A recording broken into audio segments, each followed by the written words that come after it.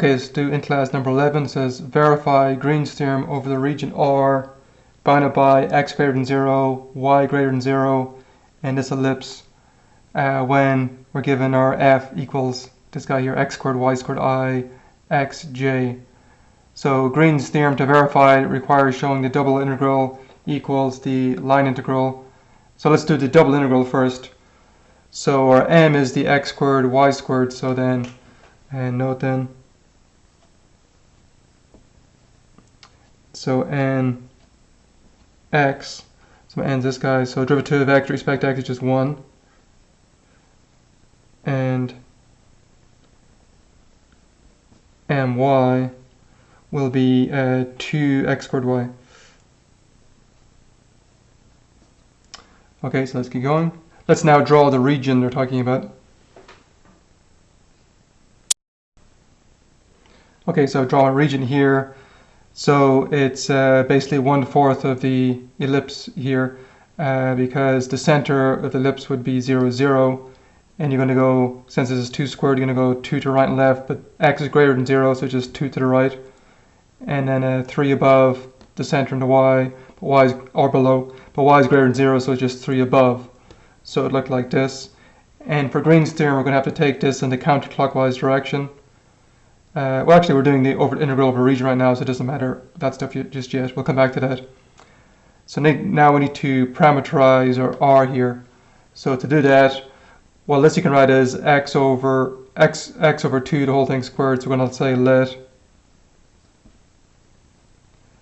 x over 2 equal my r cosine, and y over 3, sorry, equals r sine theta. So then solving for x here, multiplying both sides by 2, you have x equals 2r cosine theta, and multiplying both sides by 3 here, y equals 3r sine theta. So now we can define our mapping. Let's call it t of r theta. It's going to be the x, so it'll be 2r cosine theta, comma the y, 3r sine theta. Now let me draw the region S over here. So draw my region S over here. So the theta goes from 0 to pi over 2 because you're picking 1/4 of this guy. And the r will go from 0 to 1. Because again, at 1 you'd be here, at 0 would be here, and at the intermediate value you'd be picking up a thing here. So for example, at pi over 2, so at 1 here, if you go along this, that would go here, and so forth. Anyway, this will map into this. So now we're going to use a change of variables, so let's find the Jacobian now of this mapping. So here's my definition of Jacobian here. So this is your x right here.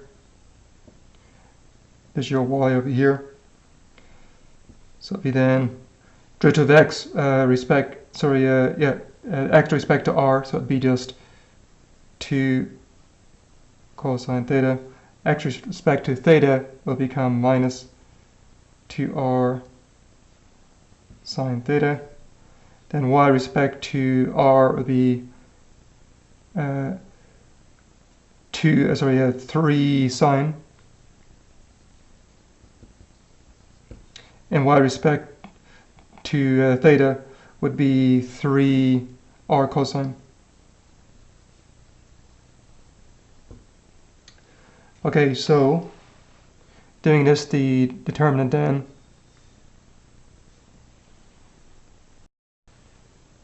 okay, so this times that will be 6r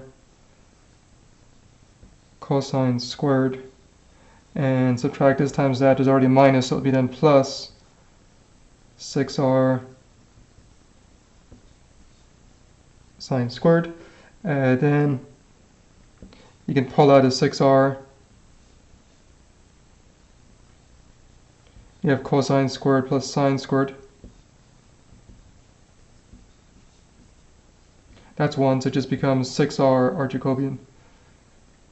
Okay, so now let's do the double integral over the region by changing variables. So we have then our double integral over the region, nx minus my will be, we already found those guys, over r. It's going to equal then the integral over s. So my s then, we're going to, so let's say we'll go along the theta first to be 0 to pi over 2. Then r goes from 0 to 1.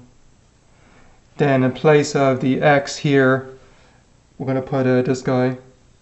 So it'll be then minus 1 times 2r cosine theta squared times y. My y is 3r sine theta.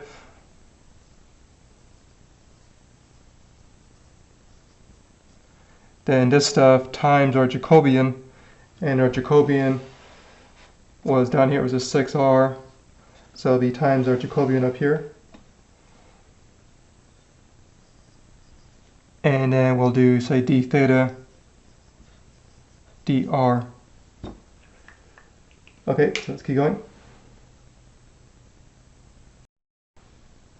So keep going here, it'll be then 1 minus, so it'll be squaring this 2, it'll be 4 times under 2, it'll be 8 times 3, 24.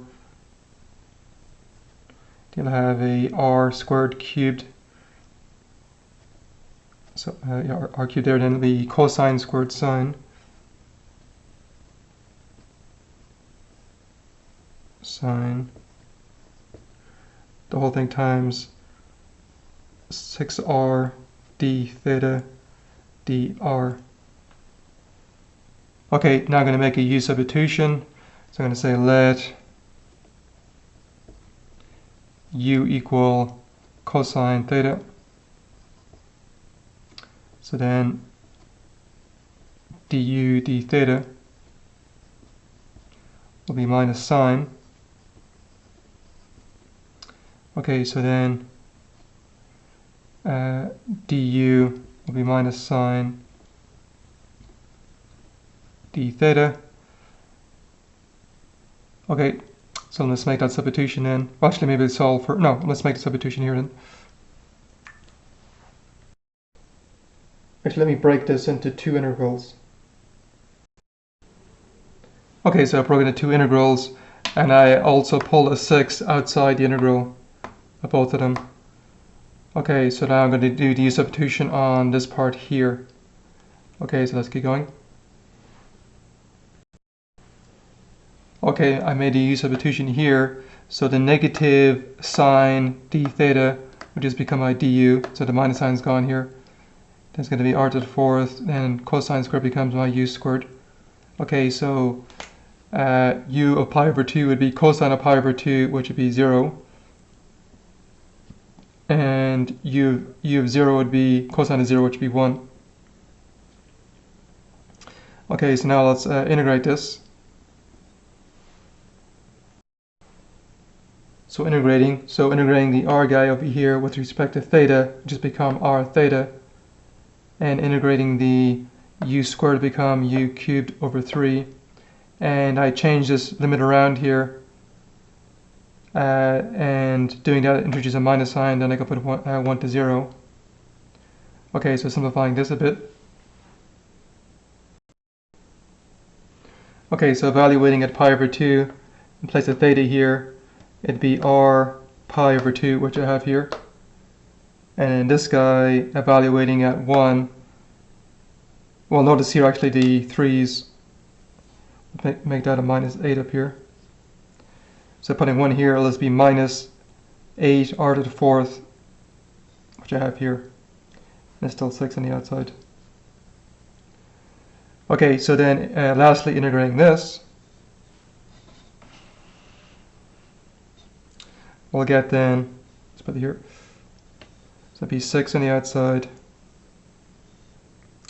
So in respect to r now, let's be r squared over 2, there's also already 2 down there, it's going to be r squared pi over 4 minus 8 r to the fifth over 5 evaluated at 0 and 1. So I'll let you check when you simplify this. So I'll let you check when you simplify this, you'll get then 15 pi minus 96 over 10.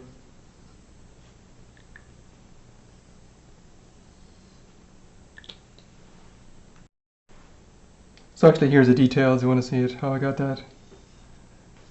Okay, so we computed the one side of Green's theorem. Now we have to do the line integrals. And we need to show them we should get the same answer as this. Okay, so now let's do the line integrals.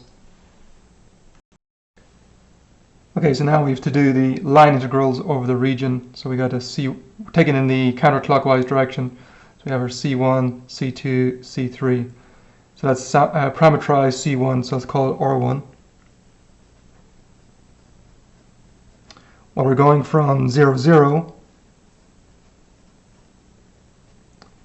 and we're ending at 2, 0, times our t. So if you work this out, you're going to get then 2t, 0. And when you parameterize the lines, the t always goes from 0 to 1, the way we're parameterizing.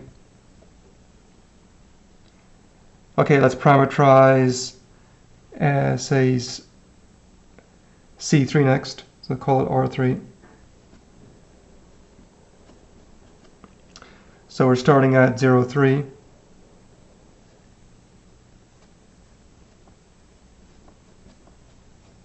And we're ending at 0, 0.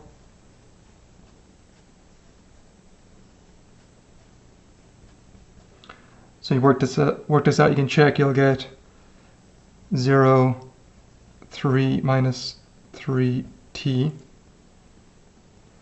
And our R2,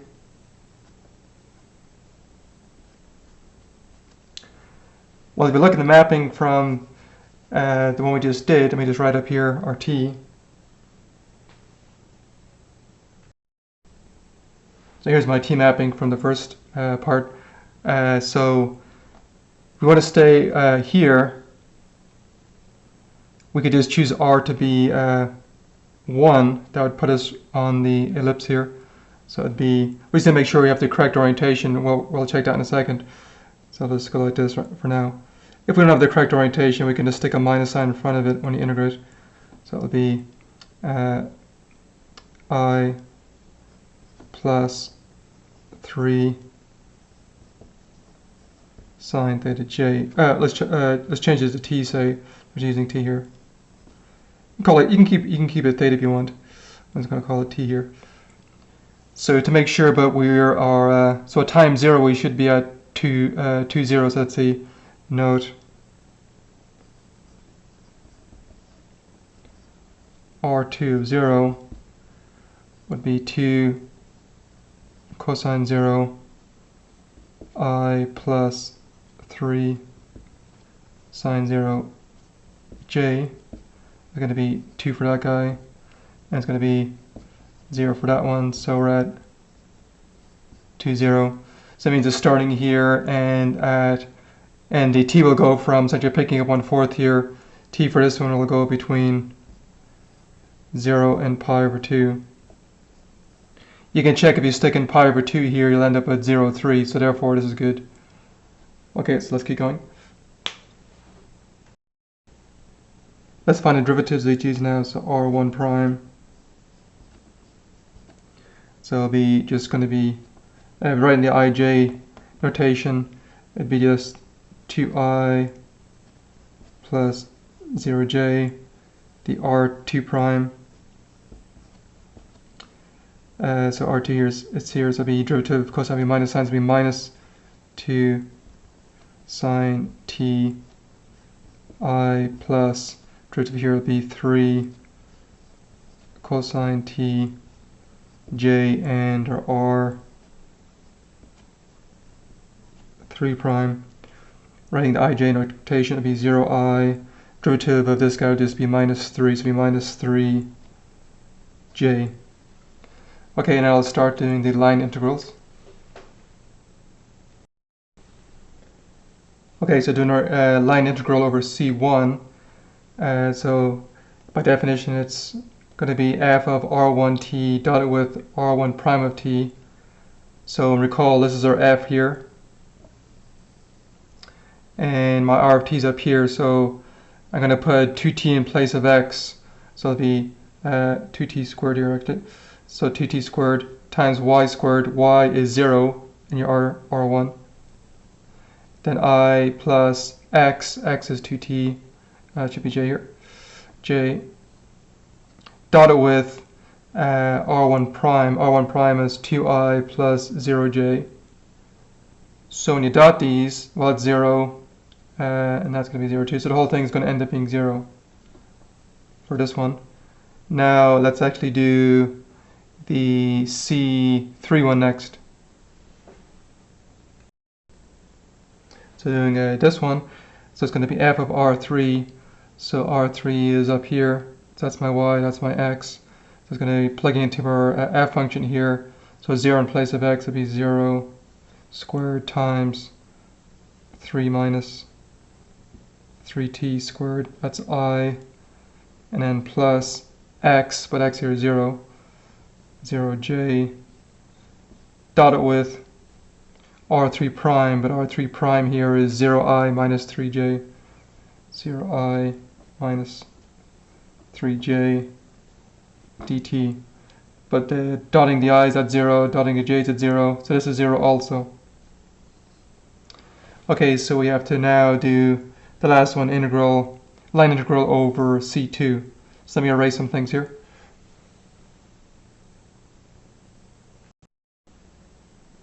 So lastly, doing our integral over C2. So I have my R2, R2 prime, and f up here. So it'll be integral 0 to pi over 2. It'll be f of R2.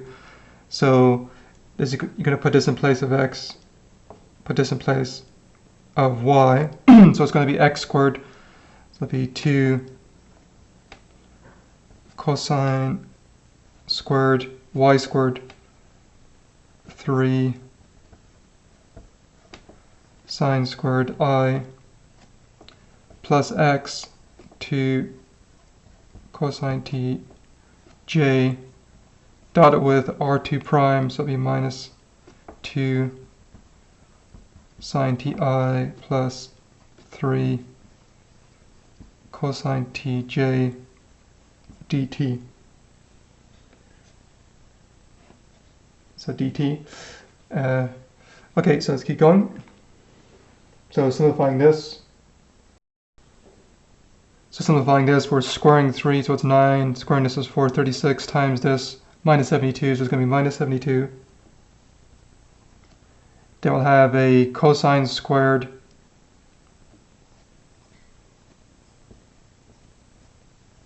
and a sine cubed.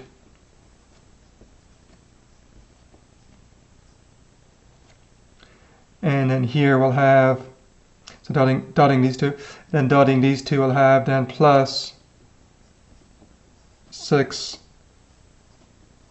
cosine t squared dt.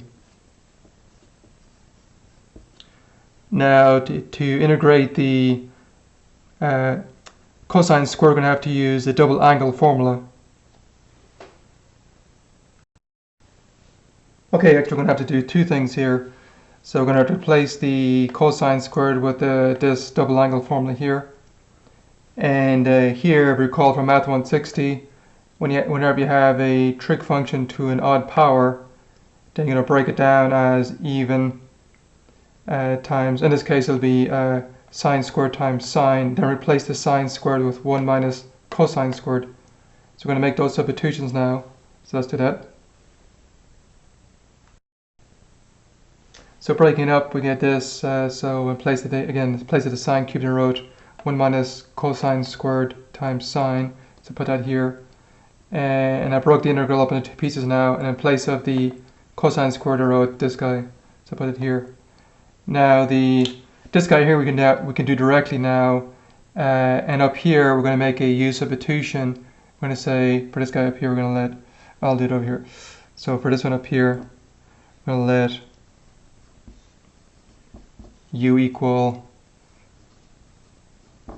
cosine of t, so then du dt is minus sine t, so then du equals minus sine t dt. We have the sine and the minus sign there, so making no substitution, actually cross this one off, make it to 3 here. Okay, so bring it down here now.